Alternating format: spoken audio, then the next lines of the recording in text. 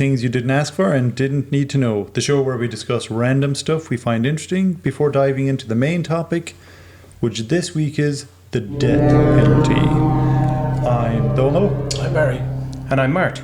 Okay, Barry, you normally kick off the show. Do you want to start off again today? Just before we do, if you don't mind, I'm actually going to just remind our listeners that we had last week put this to the vote. Oh, yes. And we gave people the choice of the death penalty or the future of cinema or something along those lines. Yeah. And the votes came in, and the majority of the votes, I think was 75%, were in favour of us talking about the death penalty. Indeed. And I actually thought it would be funny if we then chose not to talk about the death penalty and talk about the other topic, because that was a thing they didn't ask for and didn't need to know.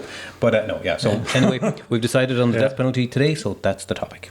But before we go into all the heavy stuff, as you said, Donal, over to you, Barry. There you go. So just a couple of things. McDonald's drive-through. McDonald's started their drive-through. Does anyone know why? I should know efficiency. why. Yes, but for who? They did it for the military.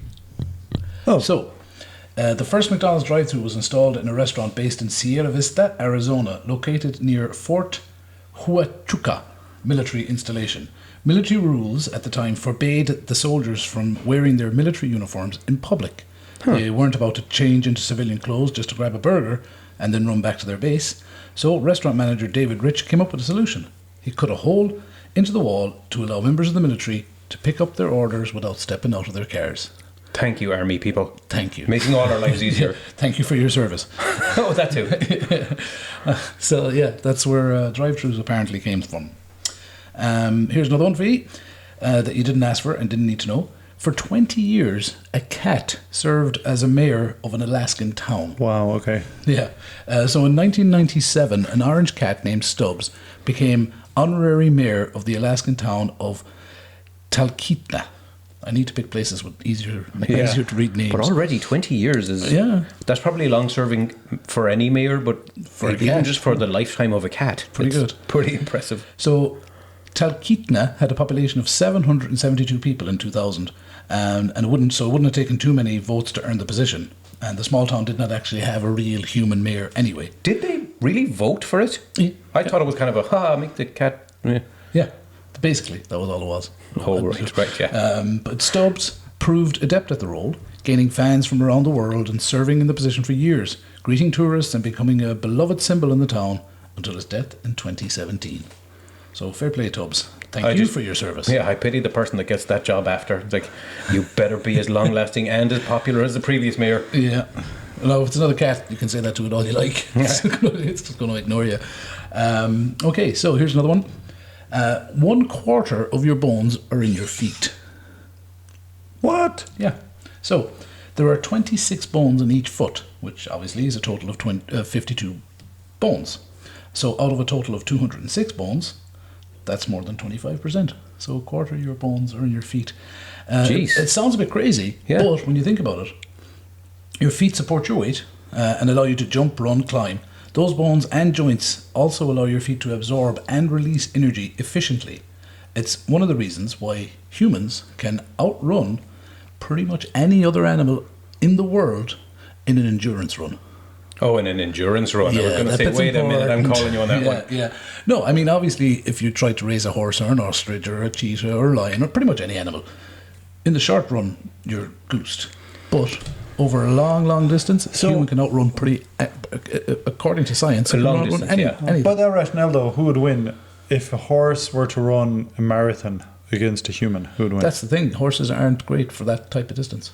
They need to be stopped and rested and watered and all that. Like, they're big animals. They need a lot of food and energy. And well, wait, what about on Game of Thrones then, when they went on the horse and then they ran and then suddenly they were like the other side of the island and the next day? They were special Westeros horses. All right. So if you had a choice, Barry, just with your fancy feet with all the bones in them, if you could saw them off and get cybernetic feet planted instead, would you do it? No. Thank you. I'll keep my own feet. For now, anyway. We'll see. As I get older. Pathetic human feet. I know. Go on. But only when I'm older. If you could go out of the house today, Mart, and point your car straight up and start driving at 60 miles an hour, how long do you think it would take you to get to space? Half an hour. Don't know. So where does that go now? So the space as in the Kármán line. That one, yeah. Well, so the Kármán line is Where space starts? Then yes. it's about 100 kilometers in the air. So it's about 100 kilometers away from us. So if your car could drive up, then following the speed limit, No, 60 miles an hour. well, 60 miles an hour. Yeah, yeah. But that is the speed limit for driving up into the sky. Yeah, driving straight I'm up. going to at say it 60. would take around about an hour and 15 minutes to drive straight up. According to astronomer Fred Hoyle, he says 1 hour. Oh crap! I was going to say 1 hour because it's like 100 you weren't- kilometers, neither 60 you, miles. neither you were very far off, like, you know. So I was you- thinking it was 30 miles for some reason. You see, I really wish I picked my just 100 kilometers because it is the Kármán line is about 100 kilometers up in the air. yeah. Yeah, I mean, where space starts Yeah. isn't it? I'm sure that astronomers have said this is exactly the parameters, is- but it isn't as That's exact a science as you that's think. actually a lot of the issue that that's actually a lot of the issue that not Virgin Space, that SpaceX? No, not SpaceX. That's a lot of the issue that That Red Bull guy that jumped out of a no, although Burton-Bucker or no, something. Felix. Burton Bucker. Yeah. Something like that. I don't know. I think he jumped from 60 kilometers. So Still I mean, it was pretty ridiculous. cool. But no, Amazon CEO is Jeff Bezos, and they have Blue Origin. Okay.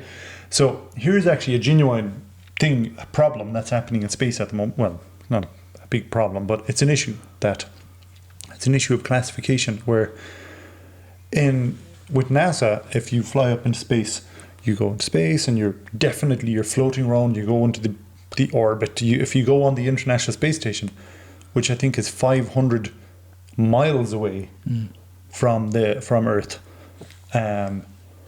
then you're definitely in space, okay?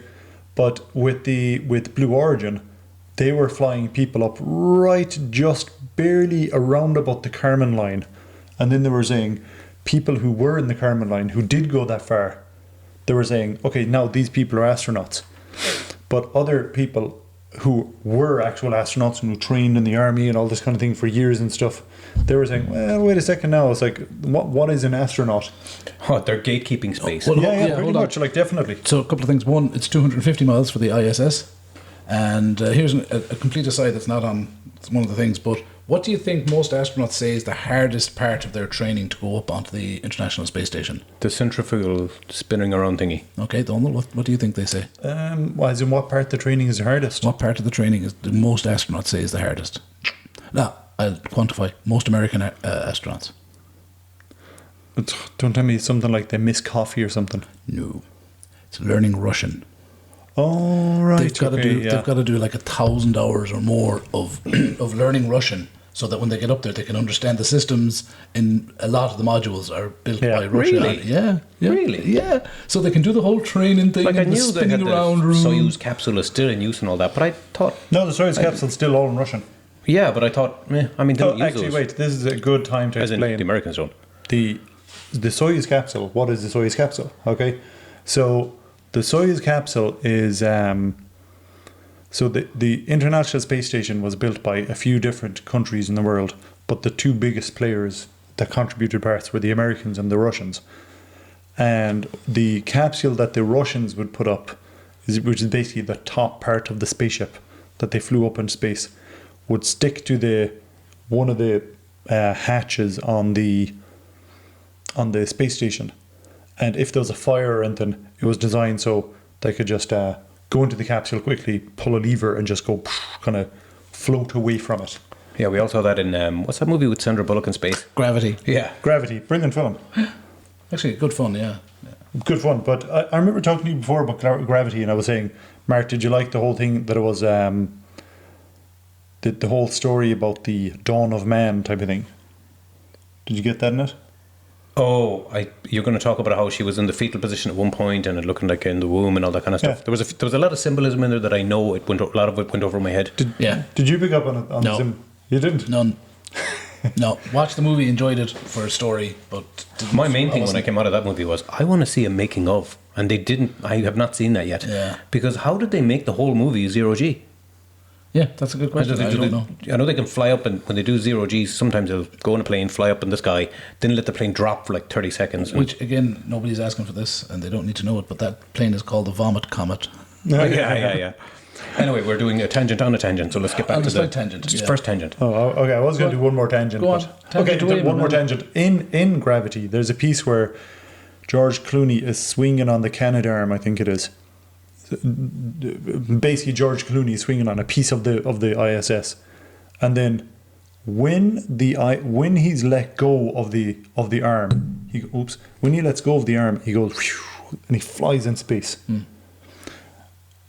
For reasons I don't understand, I try to understand. I think what would happen is when the arm let go of him, he'd be swinging around. When the arm let go of him, he'd just detach. That's it. He wouldn't fly off, no? He wouldn't fly off. I thought the momentum... Yeah, he would have picked up momentum and he would have kept going, no? Yeah, this is the thing that someone smarter than the three of us, I think, needs to explain this to us. I would have definitely thought, and I thought that movie was authentically accurate enough. They probably knew, but they were like, screw it, we need to get George Clooney out of the we need to picture. fly him off, so this is the way we're going to do it. But they could have come up with another way. They could have come up with a realistic way of doing it, obviously. And it looked cool to the uninitiated. To me, it looked like, yay, that's so cool. He went and horrible. He went flying off. It depends on your views of George Clooney, I guess. So, finally, for anyone out there, this is another public service announcement. For anyone out there who frequents porn sites and religious sites, you are far more likely to pick up a virus off the religious site. Really? Yes. According to research from the security firm Symantec, religious websites carry 3 times more malware threats than pornography sites. Symantec found that the average number of security threats on religious sites was around 115, compared to adult content sites, which carried around 25. In fact, only 2.4% of adult sites were infected with malware. I was going to say, I'm even surprised that there's that number of 25, The researchers hypothesized that's because porn sites need to generate a profit. So there's a financial incentive to keeping them virus-free to encourage repeat business. Yeah, I mean, it makes perfect sense because a porn site's going to be run by a professional businessman or person who, is, got a proper site set up and got 6 staff on to do all the IT for them and stuff. Whereas a religious site is probably run by a well-meaning volunteer with his or her heart in the right place, but not the skills necessary to do the job to the level it should be. Does the Catholic Church have an official website? It must have, yeah. I'm going to assume it, but I have to admit I never looked it up. No, me neither. And that's if I asked you, did you look up a porn site? Don't ask me about my expertise on porn sites. But the funny thing I heard, and I actually looked it up because I didn't believe it, it's actually true. The top 20 religion, or at least Catholic or Christian Facebook pages, someone, I don't know who, somebody that does these things, looked up the authenticity of them, and 19 out of the 20 were run by kind of a troll farms or not troll farms, but like a fake kind of farm of computers and people in Russia. What? 19 of the 20. Now, I've given a terrible explanation of what that is, but basically they're run by kind of hackers that are masquerading as Christian. So they're phishing. Facebook space. Yeah, and I don't know if it's phishing or, how Facebook has gone to pot, but it's gone to pot in that half of the sites that are on there are, like, I've heard all these crazy stories, like, that Russian hackers, and it's not even hackers because this is pushed by the Russian government officially, that they do this kind of deliberate disinformation to try to sow kind of mistrust and anarchy and chaos in America, really. Yeah, in the West. They consider America to be the big bad of the world. And they would do things like they would organize a far-right kind of a rally in a village, and then they'd try to organize a Black Lives Matter just 2 streets over kind of thing, thinking they're just leave them at it. And of course, if you're believing in the far-right principles and you see a rally to stand up for your cause, you're going to go there with every... Yeah. But equally, somebody who's up for Black Lives Matter is going to do the same. And these aren't... these are people who have no ties to Russia and no interest. And you kind of think sometimes... Because I've also heard these stories of when there's a a march happening or a protest about something, and there's been documented instances of this. People are in the crowd who deliberately kind of rally up the crowd and instigate the violence. And if you're in a crowd of 1,000 people and somebody starts smashing windows, you're not going to. But a lot of people are in crowd. What is that? Crowd mentality? Mob mentality. Yeah. Mob mentality. As a government, if you think, I want to stamp down on this protest movement early on, you can either wait for them to misbehave and then stamp down on them, or you can seed a few people in there, black ops or something, in there to do just enough to trigger violence, to trigger it to go out of control, so that you can then stamp down on it. So, but it's not even to that extent, because, I'm going to say the Russians, I'm sure there's other countries doing it, and I'm sure America's doing it in other countries too, but you can, and it's been proven that Russia, this is something they've been caught doing, organising 2 different rallies of opposing views within proximate of each other, with the intent of kind of letting them kind of kick off, I guess. But it's in that context that you've got 19 out of the top 20 Christian websites on Facebook are run by Russian hackers. I'm nearly sure that was also a storyline in an X-Men's comic back in the 80s. So some guy organising opposing rallies to cause unrest. It's Russian. So someone the real question Russian is, read a comic. I was Vladimir Putin when he was in the KGB, flicking through his X-Men comic and going, hey, I have an idea. Yeah. So that's my little bits today. Mark, you have anything? Okay. I have one thing that has happened since we spoke last, or at least I think it's happened in the last 2 weeks. I don't know if you guys know who Tucker Carlson is. Yes, unfortunately, scumbag. Yeah, well, not a scumbag. No, not a scumbag. I shouldn't call him a scumbag. But. I mean, exactly. It's judgmental laden to say that, but I would agree with you. I'm sure most people would. I think so, yeah. But basically, and I will say straight up, because of course I always tend to bring the stories from America, because my news app and all the things I follow are just American based for some strange reason. But I wouldn't have known anything about American politics. I didn't even know which one was the Democrats and which ones were the Republicans until 2016. And when Donald Trump started running for presidency, it just became like, oh, I'm going to watch this movie and see the entertainment kind of thing. And that was around the time that Tucker Carlson became popular, and he got the primetime slot on Fox and all that kind of stuff. But he basically, I don't know how much of the story you know, but long story short, he deliberately was sowing, I'm even going to say, disinformation about the whole stop the steal, Trump really won the presidency, and there's all this stuff, like you can tell who is a Trump kind of, I guess, I don't know if you call it a follower or a sycophant or whatever, by saying they'll always refer to him as President Trump. But Tucker Carlson anyway was instrumental in a lot of this, and a lot of them were at Fox. You know the way in Ireland, and I guess this is why it maybe is relevant to us even. Here in Ireland, the news is the news. And of course you've got news sources that are biased. No news source is totally unbiased.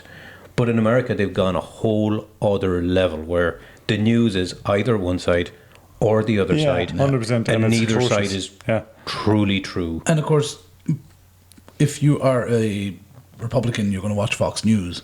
You're never going to watch the enemy. Yeah. You know what I mean? So you're getting all your news, and I think we were talking about this before, this echo chamber effect where the way you word a search in Google is going to bring you up certain results, and you're always going to be in this echo chamber. You're always going to find like-minded people now, whereas, pre-internet you couldn't, or you might not. And it's definitely more, once things, mostly social media, became you can follow something. Now you're suddenly only seeing what you are following. So that's the echo chamber. But anyway, long and the short of it is he got busted because he, at the time, once he crossed the line and said, it's the voting machines, they're all fake and the voting machine companies are in on it. Well, the voting machine companies are like big corporations that are like, okay, wait, now you're slandering us, we're suing you. And he, as part of the court case, had to produce all his text messages and stuff. So suddenly it was revealed that all the while that he's saying all this, he completely didn't believe any of it. And he was caught mocking Trump, saying what an idiot he was and stuff. I was wondering that. What happened that he got sacked, actually. So, and the thing is... so he was doing it just because that was his job, essentially. Yes. And I mean, it's one thing if you think, wow. Because sometimes I see women go on about how great Trump is and he's this, that and the other, and I just sit there thinking, or black people. Yeah. Or even they have their, this is going to sound terrible, but I'm going to use the phrase, their token black woman, Candace something or other. And she was an extreme vocal person on the left. Yeah. Didn't really gain any traction. Went over to the right. Now she's one of the few kind of, because I don't understand why a black person would want to be in favour of Trump either.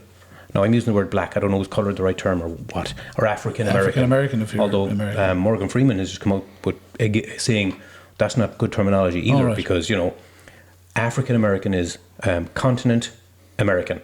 But if someone's Italian American, you're not saying European American, you're saying country American. Oh. So if you're going to say African American, you really should be saying Nigerian American or Malian American. Yeah, so suddenly it all exactly. But anyway, let's not go down that rabbit hole. Sorry, but I just don't understand, why would a woman support a person like that who clearly doesn't respect women by his policies, by what he says? He doesn't respect anybody. Well, yeah, it's true. It's true. So it's true. Which then begs the question: why would anyone follow him? See, I can understand if I was in America and I was a multimillionaire, I don't want Bernie Sanders going in saying take the money off the rich and give it to the poor. Yeah. Well, in that regard, I get that. I mean, rich people, yeah. But I don't know. White rich people. So much of it I don't understand. Yeah. But anyway, what's his face? Tucker Carlson. Once all this came out, the channel Fox News settled out of court. They paid $800 million to the Dominion company that do the voting machines. And then the next Monday, and like on Friday, Tucker Carlson was like, that's our show, see you next Monday. Then on Monday, he was like, now you're gone. Wow. So he was turfed out. But that's amazing, actually. Very enjoyable to watch. But he'll probably get a job on CNBC. Is it CNBC? Oh, I don't know. Who's the other side? I don't know. Yeah, whatever news side is Republican. Yeah. But he'll probably get a job there now because they're like, well, he's proven himself to be anti-Trump, even though he's been talking pro-Trump for the last 10 years.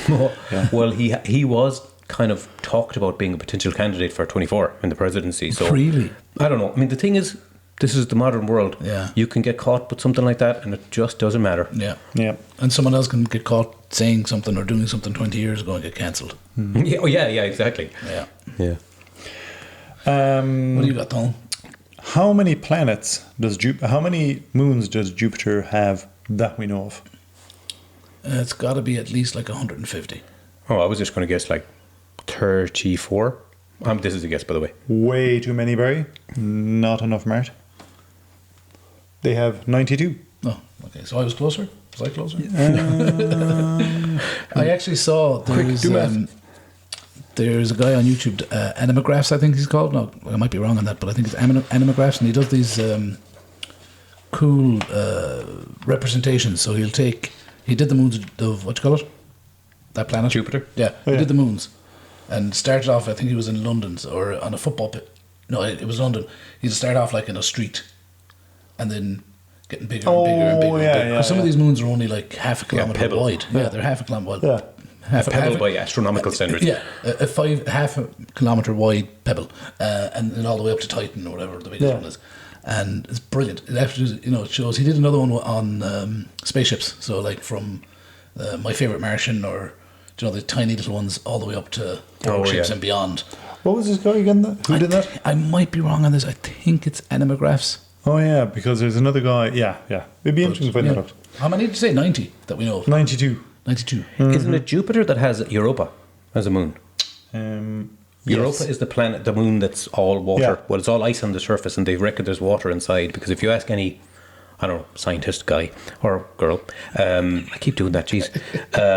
If where is it more likely that there is going to be life somewhere else in the solar system? All the smart money on Europa, because it's the next place where there's water, where there's running water, and maybe they found life on Earth down way at the depth that you thought, wow, that's frozen and so cold down there that there's no way possible, and no sunlight. There's like literally sulfur coming up from the ground, underneath the water, like 2 miles down or something. There's life there. So so they kind of reckon that. Find a way. That's where they used to think long ago that there was life on Europa, isn't it?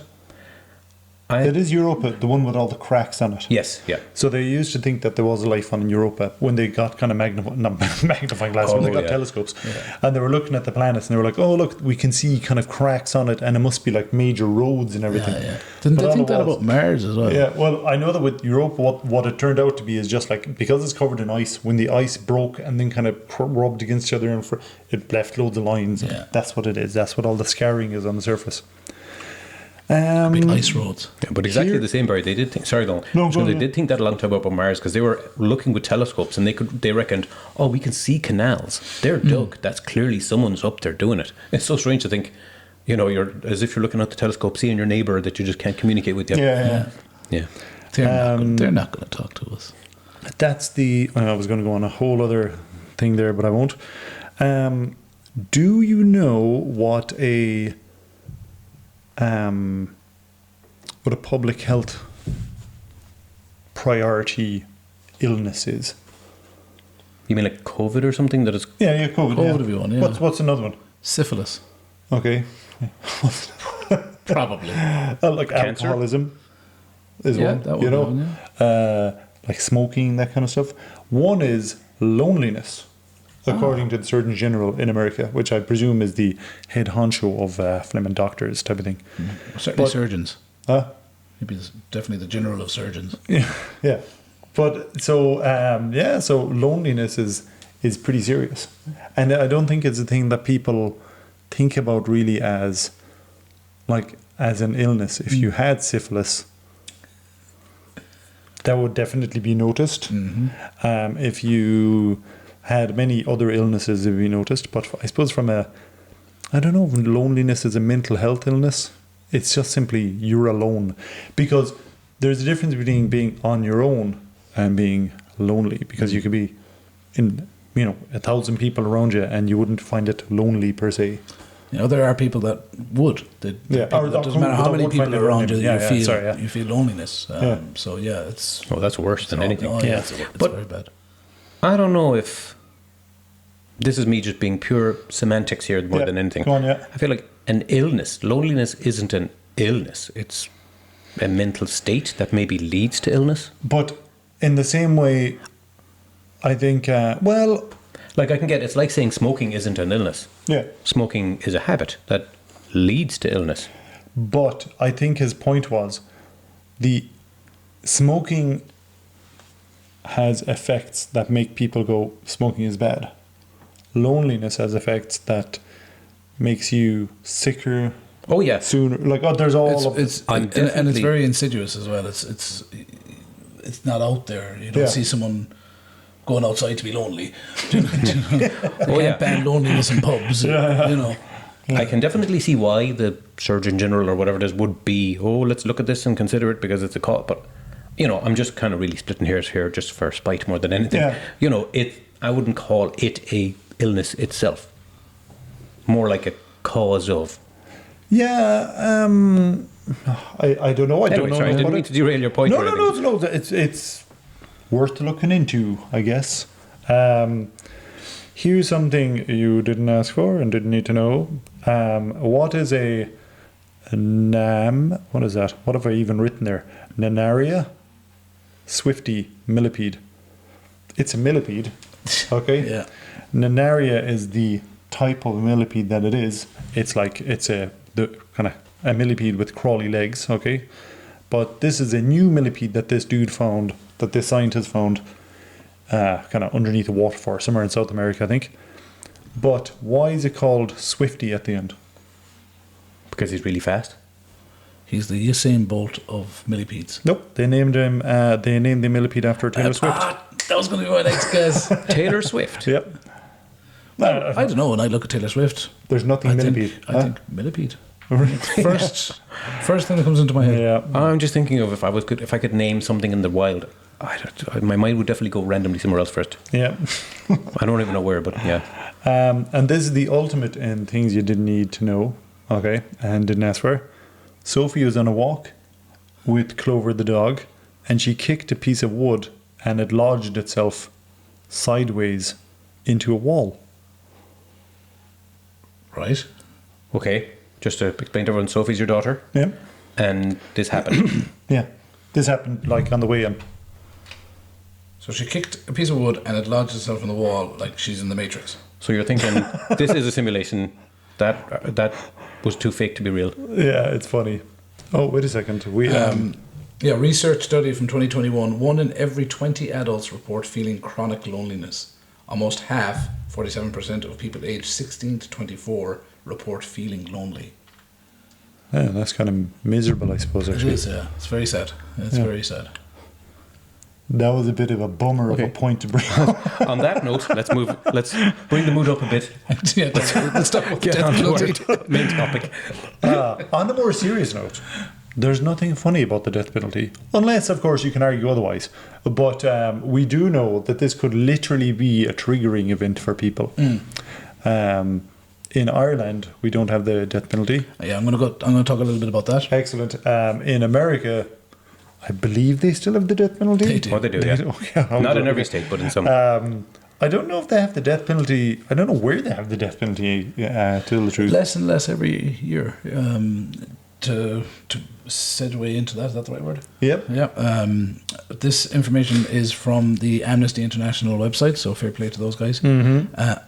And 108 countries had abolished the death penalty by the end of 2021. So, Can I just ask us all a question here before we go on into the whole kind of into the weeds of who does what? Barry, are you in favour of the death penalty or not? It depends on the day you ask me and what's in the news. Interesting. Yeah. Sometimes I think, yes, kill the bastards. Other times I'm like, nope, it's too inhumane and it's too unsure. You know, the amount of people, innocent people who've died by the death penalty who shouldn't have is ridiculous. So it's not, and it's not a deterrent. It doesn't stop criminality. Countries that have the death penalty don't have zero crime. And now the whole point of it is meant to be a deterrent. It's meant to say, we're going to stop people committing crime by killing people that commit crimes. I'm definitely going to circle back to that because I've got a few thoughts on that, but I want to just get the high level. Yeah, that's the You're high a level. yes and a no. Yeah. Donald, Okay, ask the question again. are you in favour of the death penalty, yes or no? Am I in favour of the death penalty, yes or no? It's not that I'm in favour of it. It's just that I don't mind it. So you're kind of a meh. Yeah, it's like I'm okay with it happening. Interesting. Yep. That's a fair. But there's more. But obviously, there's more to that. There's more. Oh yeah, I'm sure. Okay, no, and Mart? I am in favour of the death penalty in principle. Yeah, it's interesting. I know we hadn't really talked about this in advance, so I didn't even know what your opinions were. Yeah. I kind of thought, what if we're all just in favour, and then it's all like boring. But okay, we've got a yes and a no. We've got a meh, and we've got a in principle. Yeah. Interesting. Okay. So back to the Amnesty International stuff. In 2021, 579 executions were recorded. So that's in the world. in 2021. Yeah. Say that again. 579 executions were recorded In 2021. in 2021. 2 years ago. Yeah. Oh, that's up 20% on 2020 numbers, right? Now there's So it's up 20%. Yeah. So it's like 411, 415. Okay. Round it up or down to that, yeah. Ish. All the numbers come with the caveat that certain countries, China, Vietnam, North Korea, the death penalty executions are state secrets. So they don't actually know the numbers. They know roughly how many people are on death row, and they kind of glean from that roughly how Do many the math. people. Well, how much has that number gone down by? Yeah. But I was thinking, I don't know, hearing an international thing is more, and it's relevant to the discussion about the death penalty, obviously. But if that's going to include countries like, I don't know, do Afghanistan do the death penalty? I think so. For wearing your turban the wrong or top. something stupid like that. No, they're not in the top. Okay, But I mean, I'll get to that. yeah. The world leaders in executions. Wait, let us guess. Can we guess? Well, I stopped talking. Yeah, I'm going to guess China. Yeah, but we don't have the figures from China. Yeah, and yet they can glean it. You can make a certain assumption, and considering their population, and considering that they're, pretty narrow-minded about certain dissenting opinions. Yeah, I don't even know why I said let me guess, because I have absolutely no idea. Go on. Okay, so the world leaders in executions are, Mart hit the nail on the head, China, Iran, Egypt, Saudi Arabia, and Syria. are the top countries for executions. They're the countries you do not want to fuck about in. But you see, the thing is, a lot of those, because all those exact countries that you named are all, I'm going to use a subjective term here, they're bad countries. I mean, Iran, Syria, and even China with their, what is it, a dictatorship, they all suck. So when I'm saying, I'm in favour of the death penalty, obviously, just to be clear, under certain circumstances and not any of those. Yeah. At the end of 2021, which is all they have the numbers for, there are at least 28,670 people under sentence of death. Okay? Now that's obviously, these are all estimates, and again, they don't have all the numbers, so And that's it's at worldwide. least, yeah. 9 countries in the world have 82% of that number. Okay. Okay. America. And they're in there, yeah. But the top is Iraq, and then Pakistan, and then Nigeria, and then the USA, and then Bangladesh, Malaysia, Vietnam, Algeria, and Sri Lanka are the countries that have 82% Wow. of the people who are sentenced to death. Okay, well, let's try to bring it back to, I guess, our own thoughts, because I'm thinking, you can point over at China and say, they suck, they do crappy stuff, but you said yes and you said no. So what about, I'm going to do what I always consider to be the old chestnut whenever you're having this conversation with someone and they say, I don't believe in the death penalty. And then you say, what if someone killed one of your loved ones? And then immediately, I'd kill them then. Yeah. So what if someone killed one of your loved ones, Barry? Well, yeah, we'll get to that, but I want to go through some more facts here. Continue. As well. Death sentences death sentences were known to have been imposed in proceedings that did not meet international fair trial standards in Algeria, Bangladesh, Cameroon, Egypt, Iran, Myanmar, Nigeria, Pakistan, Saudi Arabia, Somalia, Singapore, and Yemen. Okay, so that's just another little bit of food for thought on it. And I think, like, in the United States of America, there are 2,382 people on death row. And I don't know if it's fair to say that that's kind of the only, well, it is the only Western country on those lists. So, Which one? the United States of America, they're the only one that are a Western country. Interestingly, most of the countries you mentioned are on the equator or are the Tropic of Cancer. Are they? Yeah. I don't know my geography. When you say well enough Tropic of Cancer, what does that mean? By the way, is it the Tropic of Cancer? Is like, the way there's the equator, Okay, yeah. but then there's a line above that and a line below that. Well, surely Egypt, Iran, and surely they're above it. They're above it. Well, let's not get caught in the geography of where they are. Yeah, okay, But I think it's interesting that it's like, and more and more countries are passing laws to get rid of it. Yeah. So like we passed a law getting rid of it in 1990 in Ireland. What? Yeah. I didn't realise it was so Only recent. 90? And in another referendum recently enough as well, I think it was, I can't remember, 2013 or something, we wrote it into law that we can't bring it back in Ireland. So that's a ridiculous law that has no meaning. Even, it doesn't, even in times of war and emergency, it's in the law now that they cannot bring it Yeah, back. but if I was in the government and if there was a war, so I declared a state of emergency, I would get out the little eraser and I'd rub that out. Yeah, see, And but then it would be done. they've written it in there. It doesn't mean anything. If it was in the Constitution, then at least... That's what it was put into, was one of the referendum. Oh, it's in the Constitution? It's in the Constitution. They cannot that bring does back. mean something. So Yeah, at they least can't. it's just harder for any government to bring it back without putting it to the people. Okay, Exactly. sorry, Yeah, I didn't get that. I that's the didn't catch idea. that. So we had the death penalty for a while after we became the Republic of Ireland, after we gained independence. The last person in Ireland to die in the death penalty was a man called Michael Manning, and he died in April of 1954, and he was a rapist and a murderer. After him, they kind of slowly abolished it, and eventually after that, they just said, basically, they'd hand down the death sentence, I think, but then the president would always commute it to life sentence. Oh, okay, yeah. And it was pretty much always for murder. But the thing that struck me was that there were 55 men and women were sentenced to death in that time period between November 1923 and April 1954.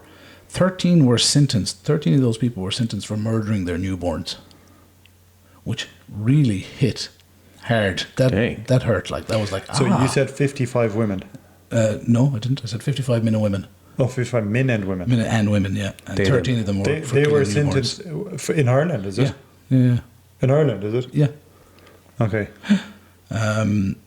So there were 35 total executions in Ireland between that time period. So in the 1920s in Ireland, execution was relatively common for murderers, but the only woman to be executed in Ireland was a woman called Annie Walsh, and she was executed in 1925. Herself and her nephew blamed each other for the death of her elderly husband, and the press expected that only the nephew would be found guilty, but they both were. She was hanged aged 31 in spite of the jury recommending clemency. That's totally like, you know, the prisoner's dilemma. It's kind of a philosophical thing where if you have two prisoners, no, this is all hypothetical, but if you have two prisoners and you separate them and they're both being accused of something, and if you tell each of them, if you accuse the other person and they don't accuse you, you're free. But they're both told that, or if you're both accuse each other, you both get the death penalty. Oh, yeah. Or if both of you refuse to blame each other, then you both just get 5 years. So it's stereotypical, you know, the nephew and the woman are like, no, you did it. No, you did it. Yeah. And oh, well, there you go. That didn't work out. That did not work out. They both died. So there's some, I think, interesting numbers and facts about the death penalty, both in Ireland and around the world. And it's funny. Funny isn't the right word. It's interesting to me that again, as I was saying earlier, that the Western countries, for the most part, have abolished it, as seeing it as humane and seeing it as not a deterrent. And like I said, I flip-flop on this from yes to no to yes to no. So I think I'd be in favour of it for the most heinous of psychopaths. Like, these guys are people that are caught after murdering X amount of people and eating their faces and stuff. You know, them kind of people. The Ed Gaines, the Marilyn Mansons, the Ted Bundys, these guys. Do you know, I think death penalty for them is probably too good. But I think if you say, well, in that certain circumstance, I guess the answer to the question, are you in favour of the death penalty, really is just a yes or no. Everyone will then move the line up and down the sliding scale based on what they feel it's worth it. But that's not even what we're debating here. So really, I think you're a yes then. If you consider, well, in the most extreme circumstance and the most etc., then yes, you're in favour of it. I also think that like, sometimes, I don't know, sometimes I think, maybe not, maybe that's not a good idea. Do you know what I mean? It's an inhumane thing to do, to take someone's life, and you're not any better than the person that you're killing. I totally I refute that logic anyway, because that logic isn't consistent with, let's say I decided I'm going to murder every child I see, and I managed to murder 40 of them before they finally catch me. So then they decide, you know what, Mark's just too far gone, death penalty. So it's somebody's hand that ends my life. Is that person the same as me? No. At least I don't think so. Well, you're a killer and he's a killer. Oh, yeah. He or she is a killer. That's in a most basic way, but I mean... Was it Batman? I think it was Batman that said, if you murder a murderer, you've reduced the number of murderers in the world by 0. Well, yeah. I mean, yeah, but again, sometimes you're watching Batman, you just kill the Joker. You can't refute the Batman. Well, yeah, but, you know, Batman doesn't kill the Joker, then the Joker kills 100 people, and you're like, Batman, you're kind of responsible for those 100 deaths, because you could have stopped them just by killing the Joker one of the 50 times you put him in a jail that doesn't let him go every week. Well, yeah, there's that. But I don't know, I definitely feel, you know, and again, you even said this yourself. You said, well, if it's a psychopath who kills loads of people and eats their faces, then death is even too good for them. But sometimes I think that. Other times I think, no, it can't be right, because two wrongs don't make a right. Okay, so here's the thing. We're looking here on my screen at Henry Tandy, famously the British soldier who spared Hitler's life. Oh, yeah. This is the classic, if Hitler was killed in his youth, or certainly on the battlefield. Oh yeah, the old stereotypical time travel. If you could go back in time, would you kill Hitler as a baby? No, I would buy shares in Apple. They didn't exist in 1920, whatever it was, when he was a just child. No, it would be nearly. Sit on my hands and wait a few years, you know. Wait a long time. You go back to the time when Hitler was a child and wait. You'd be like 90 or something. So let's say Henry Tandy is it, you know, like when we're talking about the death penalty, what's the question? Is it good or bad, or what's our opinion on it, or what is it? I mean, really, I guess it's just I guess it's a your own interpretation. My interpretation is the morality of it. I know you had a fact storm there of loads of things, but for me, what's more interesting is, okay, loads of what I consider crappy countries, or to use Donald Trump's words, shithole countries, they have the death penalties, and I'm not that interested because I don't care that Iran has a death penalty. They suck. Yeah. But what interests me is a country like America has the death penalty, and like, why is the trend that I guess what we would consider the more modern first world countries, the West, we're all getting rid of the death penalty because it's considered the civilized thing to do. And I know the example you're going to talk about where there was a soldier in World War I who had a beat on Hitler, but he didn't know it was Hitler. There was just this, there's a US Marine guy, or at the time just a soldier, and he saw this German soldier lost in the woods roaming around, and he could have easily killed him, but he figured, what's the point in just gunning down some guy who's clearly lost in the woods, doesn't see me, so he just didn't. And it turns out that person who he didn't kill was Adolf Hitler.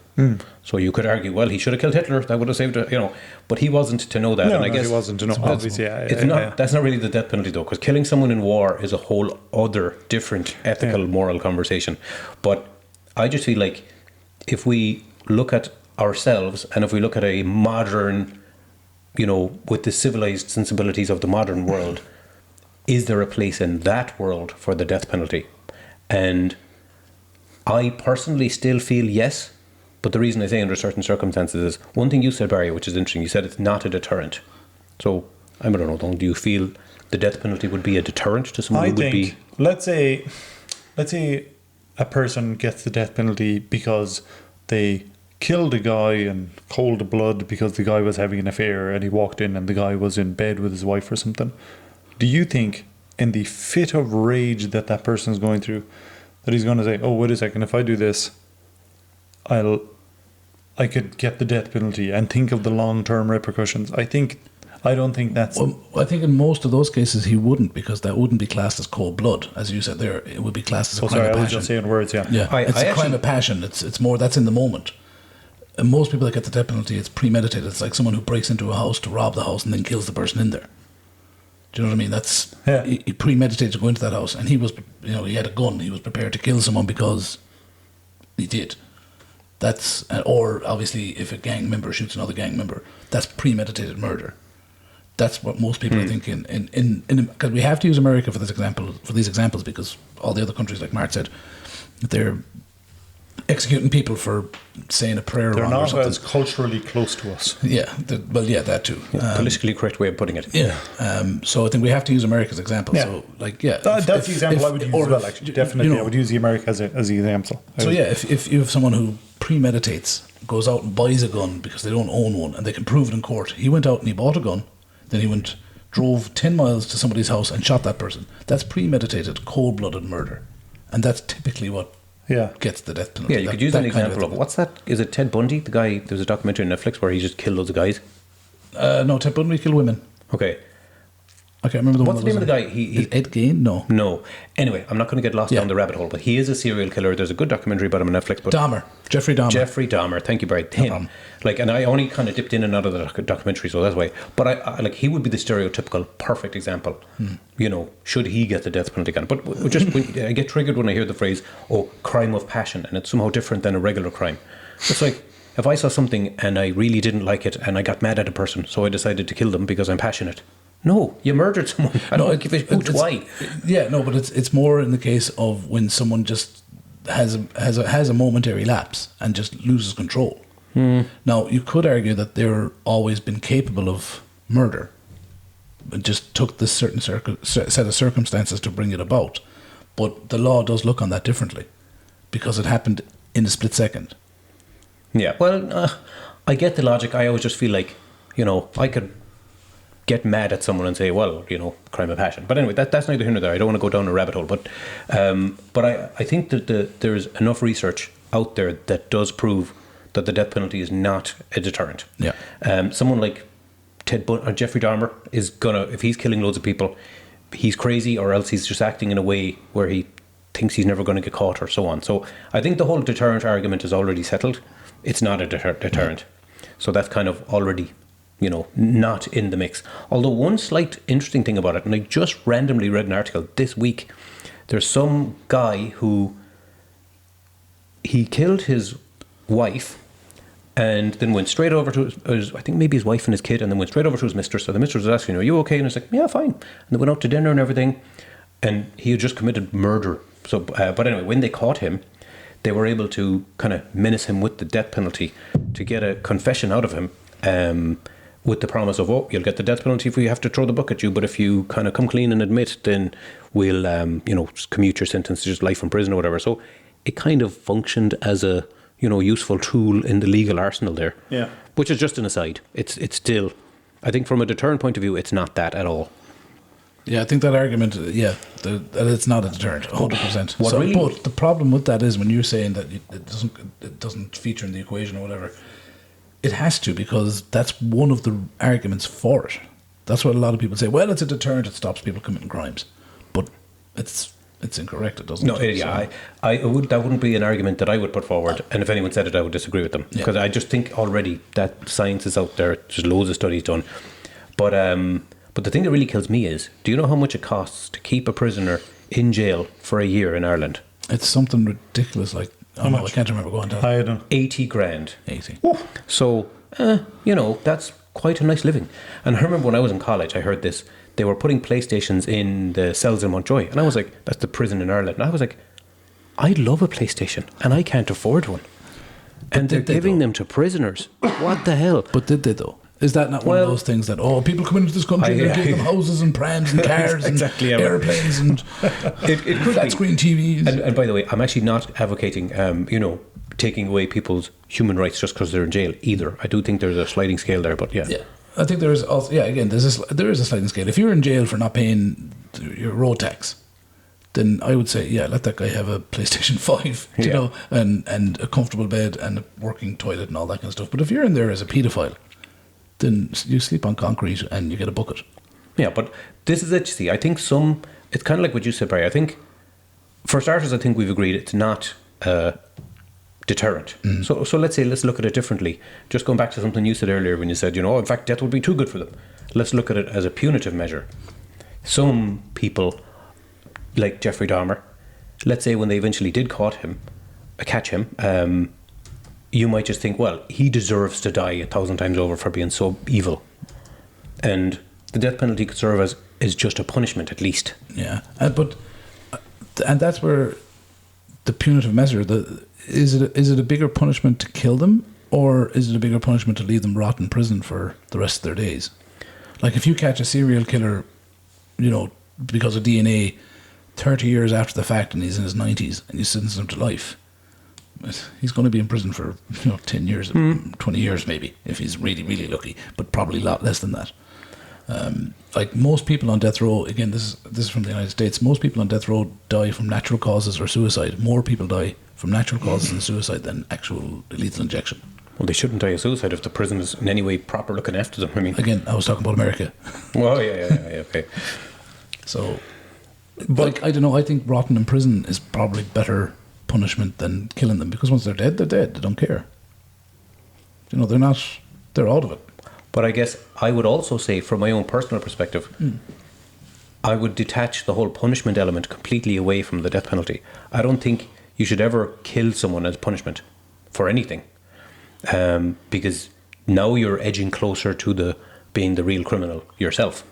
The only reason I would think of the death penalty being adequate is, like, really ideally, prison should be rehabilitative, and it should fix everyone that goes in there, and everyone comes out and the world is a better place. That's the ideal world that we would all want. And obviously, we live in the real world and that's not happening. So for me, it would only be a case of, if you're going to put someone in jail, and if it's going to cost 80 or 100 grand every year for the rest of that person's life, then,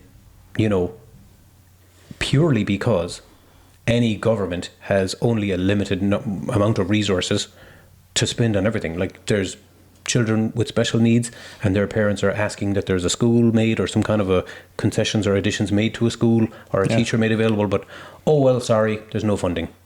There's no funding for your child to go to school and get an education, but we do have funding to spend 80 grand a year for the rest of this person's life, and he could live for another 80 years. You know, that to me is a reason why you might say, wait a minute, even though, you know, the death penalty is abhorrent and would be better to have nowhere, in a world of finite resources, maybe it would be better to just give this person the death penalty when the right circumstances are met, take all the resources that we would have spent there and put them somewhere else where they would be spent better. And that brings up... Sorry, go on though. I think we'll have a whole thing to say about this.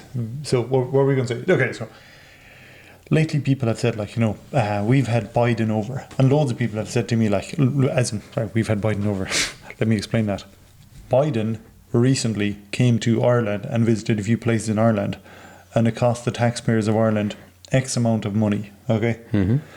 Now, and anyone who's complained to me and said, "Oh, geez, Biden has cost loads of money," I've said, like my view on that is, it's not that, like, would the money that we spent on Biden, would that have been better spent? Would that have actually gone into a creche, or would that have actually gone into fixing hospital beds, or would have actually gone into fixing an actual problem that's an actual problem?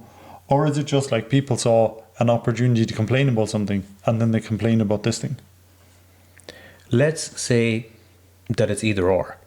In a way, now we're having a debate about public spending, which is interesting to have, but I consider it a bit of a deviation. No, because but I wouldn't consider it deviation, because at the beginning you asked three of us like what our opinions were. Mm-hmm.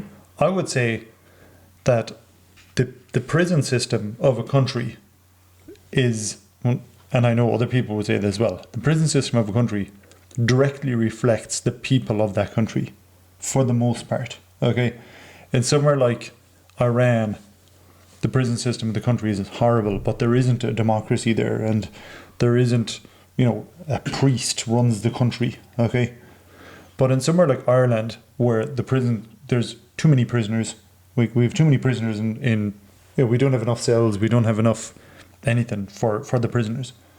It's like, and this, if you know me, you might say this is rich coming from you, Donal, but it's like, prisoners deserve a clean room. They deserve everything. They deserve a hot meal. They deserve to have exercise time. They deserve to have exercise and all this kind of stuff. But again, now, prisoners, yes. All prisoners, well, that's kind of what we're debating here. I would say, well, my poker in the fire for that would be all prisoners. Okay, so you are definitely against the death penalty.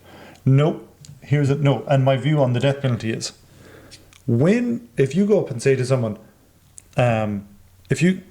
this is kind of an argument that you had marked before this. Okay, so work with me here. Okay, if you're walking by, what's the best way to say it? If you know that, if you're walking by a house and the house is on fire, okay, and you hear someone screaming in the house, mm-hmm. but you do nothing about it and you walk on, are you in any way responsible for that? I would say morally, to some degree, yes. Okay, Barry, what would you say? Yeah, I would say that there is a kind of civilized compulsion to do something. To put it another way, if you somehow know, I know that the brakes are broken on that car, and then someone sits into the car and says hello to you, and you say hello, and then they sit into the car and they drive away and they crash into the wall immediately, are you at all responsible for that? Again, yeah, you'd have. Then again, yes, let's say somewhat. You could run through a million examples. Yeah. So what my view is that realistically in Ireland, not even going to America or any of that kind of stuff, realistically in Ireland, we know that there's millions of things wrong with the prisons, you know. And I know for a fact, I never, when a politician, rarely when they come to the door, I've never brought up the prison system with them. And I know that because there's a thing of, Asher, they're prisoners, they deserve whatever. But my view would be, no kid was born, unless they are psychopaths when they're born, type of thing, you know, or whatever. Most children are born good and pure and clean, and society makes them bad. So we're society. we can't. We can, but is it right to say, like, I could have done more for you, but I didn't, and now look what you've done? Like, where's the line where you say, like, where's the line where you start taking responsibility for absolute strengers? Okay, I can actually draw that exact line in a very specific place, if you want. Or do you want to chime in, Barry? No, go ahead. Because, for starters, if you go to the absolute relativism of, we're all kind of victims of circumstance to certain degrees and all, then there's no laws and everything is chaos. That's where that path leads as far as I'm concerned. But the exact line is, when you transgress another person's rights and take away another person's rights without any, I guess, legal or collective authority. So, for example, I might decide to just kill someone because I don't like them. And I could make the argument of, hey, that's really because of my upbringing or my circumstance or nature and nurture and all these kind of things. But at the end of the day, I took away someone else's rights to live and breathe, and you didn't. And that kind of behaviour can't be allowed. And you said even, unless they're a total psychopath. But yeah, what about if they are a total psychopath? No, if they are a total psychopath, let's say someone is born a total psychopath, because there are children that are sociopaths and psychopaths and this kind of thing. They shouldn't get the death penalty, but they're not as much directly people's fault.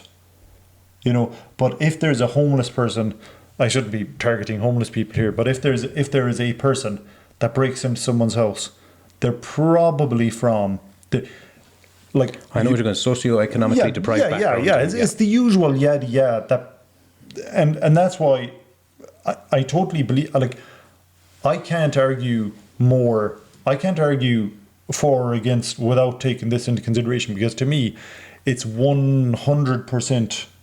Well, no, it's 99%. I think what Donald's saying is that, and this is true across the board in all countries that have the death penalty and have the death and execute people. The people that are getting executed aren't from middle to upper class, ever. I'm sure. Not never. Rarely. Yeah. It's the vast majority of people being executed are from lower classes in every society that has the death penalty. That's an excellent way of putting it. That's an excellent point to make. Yeah. I think that's what you're driving at, all. I mean, and I think we all know, if we were to instigate the death penalty in Ireland tomorrow and say, right, that's it, it's only going to be for extreme crimes, it's only going to be in a case where there's the most extreme proof and etc. The people who are going to end up dying on the death penalty are going to be all from, well, statistically speaking, probability is from the lower socioeconomic part of society. Mm-hmm. That's unfortunate. But at the end of the day, I don't know. I feel there's a certain line, and if you cross it, excuses don't do it for me. Oh, I was poor. Oh, I didn't have an education. Oh, all these things. I know this is going to sound unsympathetic, but I still feel, and again, this isn't punitive or revenge or anything in my mind, but it's a case of, if you're going to put someone and lock them up and throw away the key, and remember now, Donald, because you're saying all prisoners deserve this and that. We're not talking about all prisoners here. We're talking about the death penalty, which is a whole other different conversation for a minuscule fraction of a percent of potential prisoners who would commit a crime so extreme that it would be warranted that they get the death penalty, considering I think not in Iran. I think the death penalty is just the extreme end of that scale. Yeah, but that's what I'm focusing anyway. But you can't ignore the other 99. And for the purposes of this conversation, I'm 100% ignoring that other 99.9%. We have to ignore the rest of it, because it's the death penalty is so. Otherwise, we're not talking about the death penalty anymore. Now we're talking about treatment of prisoners, which is an interesting topic. Yeah. And here's the thing. Here's something I wanted to circle back around to. Something you mentioned about the cost of keeping a prisoner for a year in Ireland. The cost of killing someone with the death penalty, and again, from the United States, is astronomical. I know, it's 1.2 million. What? Why? Because of not retries. What do you call them? When they get their sentence, they go appeals. So they go through all these appeals. Most of the people, again, are from the lower socioeconomic tracts of America, which means they can't afford a lawyer, which means one will be provided to them, which means the state is paying for the prosecution and the defence. They're clocking up hundreds and hundreds of hours, because most states take the death penalty very seriously, and they try to be as certain as they can be in their convictions. So they allow all these appeals and so on and so forth. So, and then of course the housing them and or keeping them in the prison, I suppose, and feeding them and all that kind of stuff. And then because while all these years are going on, because usually when somebody gets the death penalty and by the time they get executed, it could be 10 or 20 years have gone by. And that's why most of the states that have abolished it in the states have abolished it, is because they find it crosses the line of cruel and unusual punishment because of how long it takes. Yeah, it's a form of torture, having that hanging over your head for 30 years. I know some people say, well, they deserve it because the stuff they did, but yeah, I mean, ultimately, the only way that I would consider it to be worth instigating would be if the cost of executing it could be cheaper. And I don't exactly know how to do that, because you do want to follow due course, but I'm talking most extreme cases where you don't need to spend 2 decades hashing it out in the courts. Yeah. Do you know what I mean? Sorry, but you're saying that, are you equating some of the whether or not you should have a death penalty? Are you equating it to money? Oh, that's the only reason I'm equating it. I specifically said that. It's not a deterrent. It shouldn't be implemented punitively. Otherwise, that's just, you are becoming the bad guy if you're doing revenge. that. But if it's going to cost, say, 80 to 100 grand to keep a prisoner in jail per year for the rest of that person's natural life, do the math versus how much would it cost to execute them. Factoring in enough proof that you know that they did whatever they're being accused of, and of course that it's extreme enough that it's worthy of the death penalty, and that they have absolutely no hope of rehabilitation. But you see, already I can tell you the answer to that, Barry. They don't have any hope of rehabilitation, and the reason I'll say that, it's not that people are too far gone. Anyone can be rehabilitated. If Hitler didn't kill himself in his bunker, if he got brought to a place, looked after, treated well, just educated, shown the horror of what he did, not necessarily, but I can see a world where he would realise the error of his ways. And then write a really good book. Yeah, but the problem is, My freedom. We don't have a prison system that can give that level of treatment to every prisoner in there. And if someday we live in a utopia and we have the resources to expend on creating that, then yes, get rid of the death penalty, definitely. It's not you like you're talking utopia. You don't need a utopia. You just need to give kids proper education. It's really simple. But we're talking rehabilitation of prisoners now, not preventing people from ending up in prison. Yeah, well, which I do agree with you though. If society was fixed, people wouldn't even end up going into jail. But you're saying you're saying that the cost. Actually, what was our caller? So median death penalty cost is $1.26 million, and non-death penalty cases were counted through the end of incarceration and were found to have a median cost of $740,000. Yeah, so right now, as it's implemented in America, it's pretty much not worth it. There's no point in killing anyone in America right now. It's just a waste of money and time and people's lives. But in principle, I still agree with it. You see, I think though that I just still disagree with the thing of looking at the financial part of how much it costs and putting that in as a factor when you're not considering how much it costs. Like, you're correct in that the tip, it's only the tip of the iceberg, the tip of the iceberg of people that are even considered for the death penalty, isn't it? Yeah. But the whole massive other iceberg beneath it, that costs way more. That should be a consideration in that case. But not in a conversation about the death penalty, though, if we're only talking. I know what you're meaning. We should step back and say, wait, how much are we spending on this prison system? Because I think the argument you're making is all the money that's currently being spent on the prison system, maybe if that was somehow rediverted to programs, to youth education and, underprivileged areas being built up or helped, then you might have less people going into prison. You would definitely. Okay, but it's still not. We weren't talking about the death penalty today. And I agree with you. I agree with you. You're getting sidetracked though into the Yeah, I know, whole I know, thing, I which is know, but okay. it's like, it's kind of like you're trying to describe a coin by only talking about one half of it, like, you know. Well, no, because I think the death penalty is a case of, again, it's just if a crime is so severe. Okay, here's the thing. Let's say there's an extremely severe crime, Yeah. and the person, let's say in America, had What's that dude again, Barry, that did all the killers? That could not Dahmer? Jeffrey Dahmer. Let's use Jeffrey Dahmer as an example. okay, So he killed those guys for no reason at all. He's just evil. okay, for And I know that's a judgment-laden term that I don't even believe in, but let's just use it for the purposes of this I discussion. also don't believe in good or Yeah. bad or evil, but so in Jeffrey Dahmer, is it? Yeah. Jeffrey Dahmer's case, I don't think Jeffrey Dahmer should be put to death. Okay, so you do not believe in the death penalty, which is fine. That was the whole point No, of no, having no. this conversation. Again, remember, I said I don't mind the death penalty. I'm indifferent to it. It's like, because what happens with the death penalty, if you ask me, is it's a reflection of society. I'm okay with society. I'm okay with the flaming scumbags being in society, you know.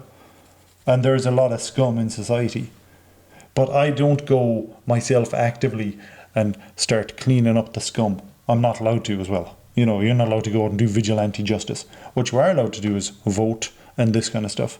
And I think for a lot of people who say like, oh, we're against the death penalty, it's like, are you against the death penalty, against it really, or do you're just not bothered to, you know, you think you're against it, but you're actually. I would assume most people who say they are against probably are against it. But yeah, but then we've missed two things there now. Sorry, I'm going to pull one thing back though from what you were saying earlier. The odd time you said that a politician came to the door, you didn't say, hey, you should fix the prison system. Yeah. Do you think that's true of people who have relatives in prison? When a politician came to their door, they would have said, definitely fix the prison system. Also, you can say, well, I don't mind the scumbags in society, but how much interaction really have you had with the dregs, the real dregs now I'm talking about? Oh, no, I have not had much interaction, thankfully. Yeah. So, and on top of that, Don't get for me all wrong. of us, how do we feel?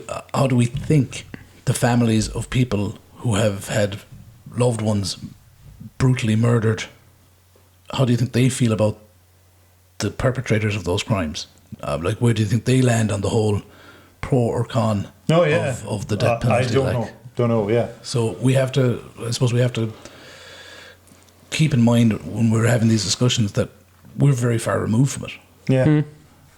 So I think we need to keep that in, 100%, in our heads like that, and our hearts go out to people who have suffered. Yeah, 100%. In any way. So I think that's just a thing we should probably pop in there. No, wait, I meant to make that clear at the beginning. It is a sensitive subject. I know we're talking about it, blah, blah, blah, but it's, as you point out, we're not, this hasn't, thank God, it hasn't directly affected us much. But I was listening to this woman on a TED Talk, and she was talking about the death penalty in Mississippi, and she was saying that she was picked as a juror. She was juror number 2. She was saying, and she said she was picked because there was a question: would you be able to sentence someone? Would you be able to vote for someone on the jury that vote yes for the death penalty for this person? Okay, so she said yes. She went. The person came in. He had done all these crimes. She saw him as a monster. But then as time went on, as the court case went on, she stopped seeing him as a monster, and she starts seeing him as more of a human, as a person type of thing, with, knowing his story and all this kind of stuff.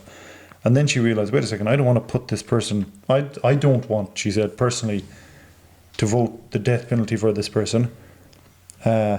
So she, but the question was put in such a way that if you think he did this, and if you think he did this, then the answer is the death penalty. She did think, according to the evidence, that he did this and this. All the jury's job is to say guilty, yes or no. Yeah, yes. And you've no say in what the penalty is that the judge will hand down. Yeah. But actually, funny enough, listen to that exact same TED Talk as well, just in advance of this. Is this the woman who had the really excellent American accent? Yeah. Yeah, excellent. Yeah, and of course, but I mean, this was a crime that was sufficient that she knew, if I say yes, he's guilty, then he's definitely going to get the death penalty. And all 12 jurors did say he was guilty, so he did get the death penalty. Yeah. Sorry, but I was going to say, in that case, I know she felt really, I guess, just traumatized after. She had PTSD. She felt guilty. She had to get She what? She felt guilty. yeah, she had to get a therapy and everything. But it was something like 9 years later, she heard, he's up for execution now because all the court cases are done. And when she heard that, she was like, and then she looked up all the other jurors and talked to them, and she went and talked to him and everything. And she apologized to him for her part in it, and he said, hey, it's not your fault. If it's anyone's fault, it's my fault I'm here, kind of thing. Yeah. So at least he was decent about it. And I guess she carried the weight of it. But at the end of the day, it's like Ned Stark said, let he who passes the sentence wield the sword. Yeah. But I mean, and I do feel if you believe that the death penalty is right, then you probably should be willing to, I don't know, plunge the plunger on the needle kind of thing if you were forced to, or if somebody had to kind of thing. Yeah. You have to to own it, I guess. Which puts in mind, when we had the death penalty in Ireland, we were hanging people. We used to get the hangman to come over from England to actually do the pull the lever part of the hanging, the actual killing. And an Irishman went over and apprenticed with him for, I think, 2 hangings or anything. Here's how you pull the lever. Yeah, essentially. But apparently there's a hell of a lot more to it than that. The length of the rope, all that kind of stuff. I suppose he has to set up the whole thing, yeah. He came back, he did 1 execution, and then went, nope, and noped out of it and never did another one. No, that's interesting, actually. It does take Yeah. a particular I'm type sure. of individual. I am sure. Yeah. And then you got to wonder, maybe they're psychotic. Well, I mean, if you go for that job, you got to question your own self. Yeah. But what about then? What about if? Okay, this is me now going to push the border of the topic again. What about if you're a soldier, okay, and you kill the enemy? Is that not an execution? No. Is No, that not the that's death penalty? No. How is it different? Explain to me. Do you want to take it? Well, yeah, sure. Like, there's killing people in many different circumstances, but essentially, in times of war, you're kind of authorized with authority from the state to kill in the defense of your country and yourself, kind of thing. So that's kind of just put in its own category. And it's categorized as a lawful killing. Oh no, I know. Yeah, it's I get The same as when a policeman shoots someone who's trying to shoot him, or, Yeah. Yeah, so you are right, Donald, in that it falls into the same category of lawful killing as opposed to Jeffrey Dahmer, who did unlawful killings. But it is a different type of lawful killing because, for example, when the war is over, that person that you may or may not have tried to kill, well, now they are not warranting being attempted to be killed anymore. So, when Russia and Ukraine stop fighting, they're not going to keep trying to kill each other. But if someone's actions make them meriting the death penalty, that sticks because it's circumstantial to your behavior, not just the circumstance. Yeah, I understand. I understand that, of course. We have a thing from Linda there. Do you want to read it, Barry? Yeah, I understand that, but I still think that it's like it's still someone killing someone. Yeah. See, clearly, you see, you're anti the death penalty, even though you don't seem to want to label yourself as such, but you are, and you're trying to just not accept it. And that's fine, by the way. There's nothing at all wrong. I'm not saying I'm right. I'm definitely not saying I'm right. And I'm aware that there's one flaw in my logic. I'm saying don't do it punitively. Only do it when the circumstances are extreme and when there's enough proof. But also, and this is where my logic falls down, the only reason you should apply the death penalty is purely for financial reasons, purely because resources are finite, and purely because every money that you spend in one place is money you did not spend in a million other places that it could be considered more worthwhile. That's the only reason I'm in favour of the death penalty. But then, if it's going to cost 80 grand a year to keep a prisoner in prison, and it's going to cost 1.2 or 1.3 million to apply the death penalty on them, plus if they're in prison for 10 or 20 years during that time, there's 80 grand times all that too. As it stands right now, it doesn't make sense for America, for example, to do it. And I think that's probably because in a lot of cases, they just grab someone off the street and throw them on death row. So that's their own fault. I'm talking about if the death penalty was applied in the circumstance that I'm talking about, you might see one death execution in Ireland every 20 years. It wouldn't be common. But when it was there, it would be done. Yeah. So people wouldn't be getting the death sentence for, say, one of the Kinahans killing a rival gang member type thing. I mean, I don't know where I would draw the line on there. Okay. But, see, for me, if someone this is another thing. If someone's a danger to society and they're just let out again, which is something that happens a lot, and it happens only because of what's known in Mountjoy Prison as the revolving door system, they just let people out because, we don't have enough space. And that's literally happened, and somebody's gone out. There's people roaming the streets that have got 186 convictions and stuff like that. You see it all the time. None of this makes any sense. And one person can maybe end only one or two lives, but could ruin hundreds of lives. And that's literally happening very frequently in Ireland. So, in a case like that, maybe just, if you're going to end one life to save another future loads of lives, and not just ones that are ended, but ones that are ruined. Somebody's life sometimes is ruined. It's changed, life-changing experience, and they're never going to know happiness again. I mean, they're not dead, so it's not a murder. But that, to me, would be... I'm not saying I'd give the death penalty for someone who did something like that to one person once. But if you're the kind of person going through the world, ending and ruining other people's lives, I would be definitely thinking... So the text we got there was from Linda, actually, and she was saying that the reason numbers are down in the Dutch prison system is because they prioritise psychological care in the community. The focus is on reducing sentences with psychological and sociological treatment rather than an either-or approach in America, US and the Irish prisons, i.e. guilty or insanity. So that's more on what Donald was talking about, the actual prison systems and all of that kind of stuff, but still interesting. Oh yeah, very, very. And I would say... Because I think, and I kind of subscribe to the whole broken windows theory. Are you familiar with this? Yeah. No. No, go on. So broken windows is where the police punish and go after very, very, very low-level crimes, like breaking windows, like graffiti, like littering, things like that. Yeah. And it has, over time, it has a knock-on effect. It reduces the greater crimes. If I'm not mistaken, I stand to be corrected on this, it was implemented first by an Irish immigrant to America who became police commissioner in New York, and I think it was in the 70s or the 80s. Might have been the 80s. At the time when New York was a very dangerous place, and he turned that city around almost single-handedly, kind of thing, with these ideas and these laws and this sort of community policing, getting the police back in the communities rather than just driving around in the police cars, getting them on foot patrols and stuff like that, and catching people when they were young and just putting up a tag and punishing them for it. And then it stopped them from putting up that tag, but then a gang member saying, here's $10 to put up our tag, and then saying, hey, do you want another $100? Bring this bag over to that guy over there. And then it escalates and grows. They become career criminals. I presume, did you watch The Wire? Yes. So it's kind of like they should have done it in Baltimore. Yeah, Definitely. But I think, Donald, what you're saying is, I don't know, did you hear the story of, at one point in Portugal, and this is only a couple of decades ago. Oh yeah, I heard about.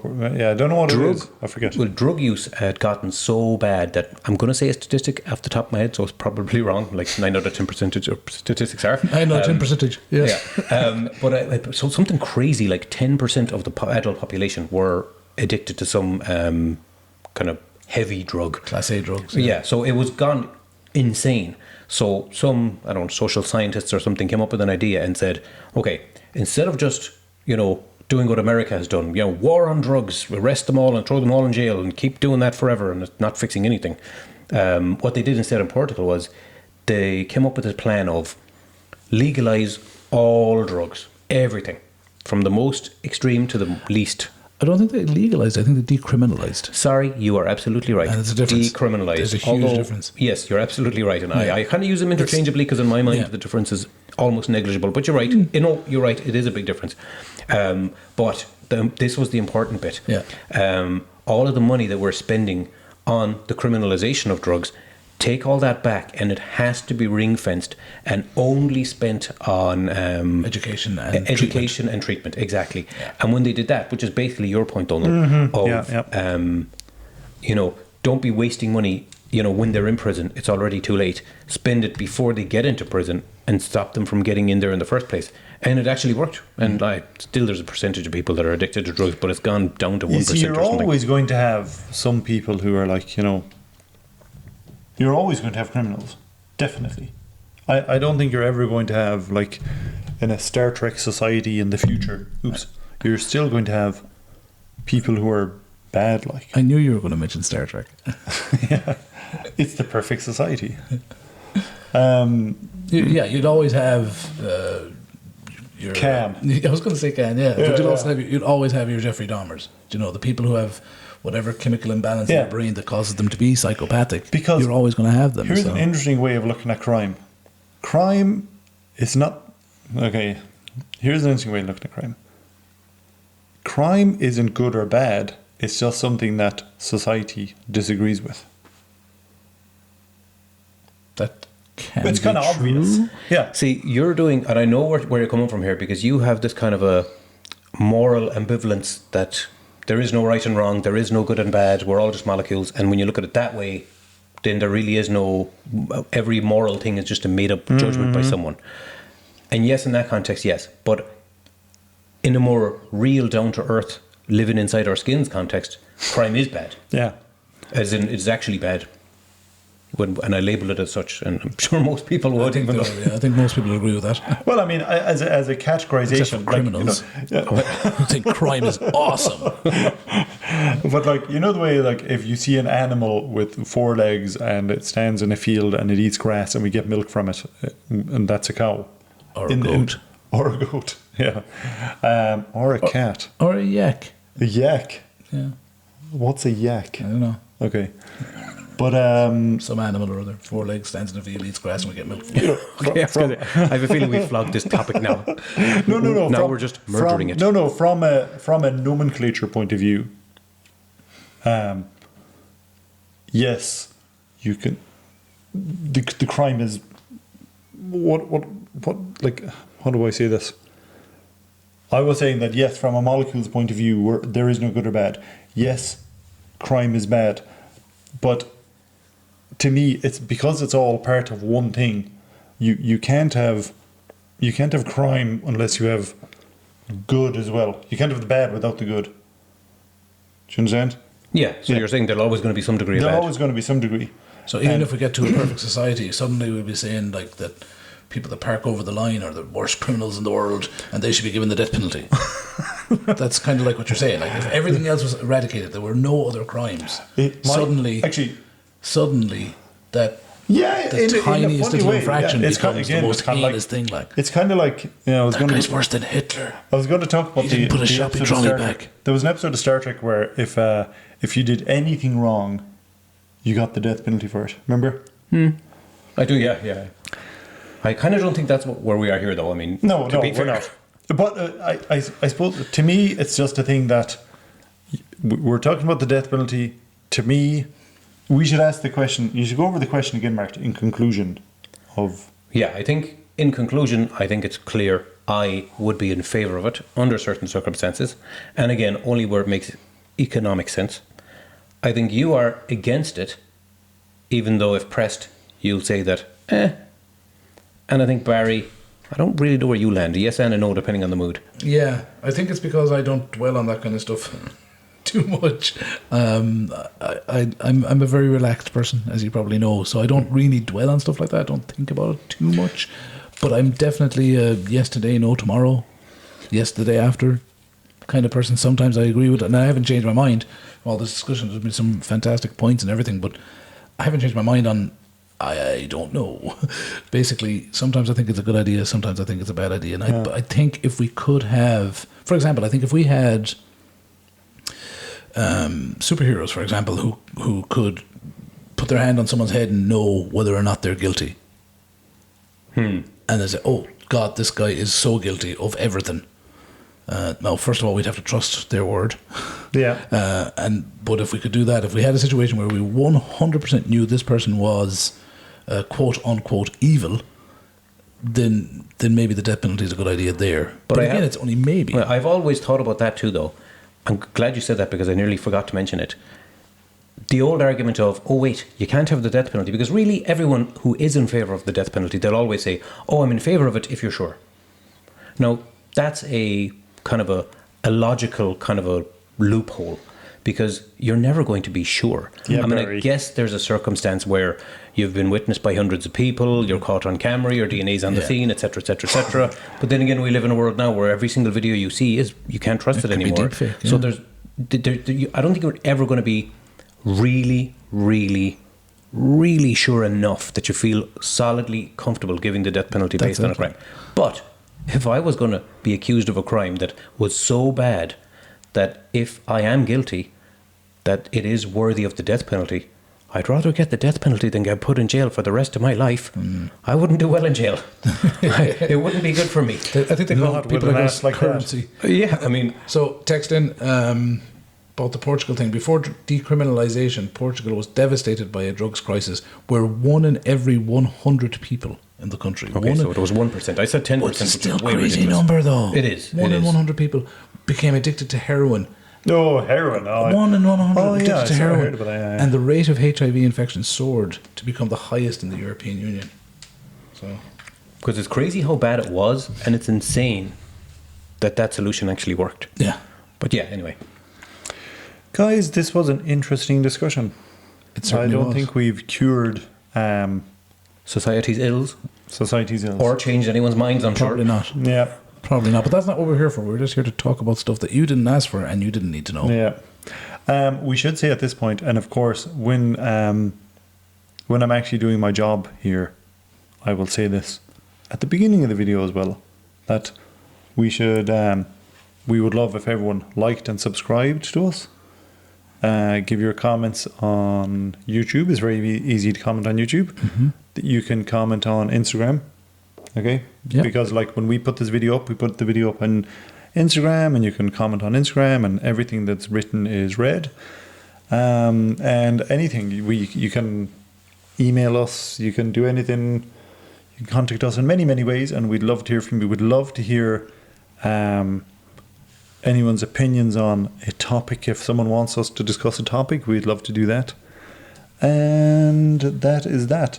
Now, we were talking about the 2 future topics. Do you want to get those, Mert? Yes, we were saying, much as last week or 2 weeks ago, we put it to vote who wanted to hear us talk either about the death penalty or about the future of cinema. The death penalty won that vote. We're going to do a vote again for the next topic. We won't do this all the time, but maybe for the next one. The 2 topics we were considering are, I'm going to have to remind myself now, one of them was going to be pets, just to really change up the tone from this week. And the other, just to kind of provide a counterpoint to what we were talking about tonight, the other topic would be immortality. So, do you want to hear us talk about pets, or do you want to hear us talk about immortality? You can vote on the YouTube channel just underneath this video, or you can go to our Instagram page and throw your vote up there. The poll will be there for the next week or so. Yep. Nice.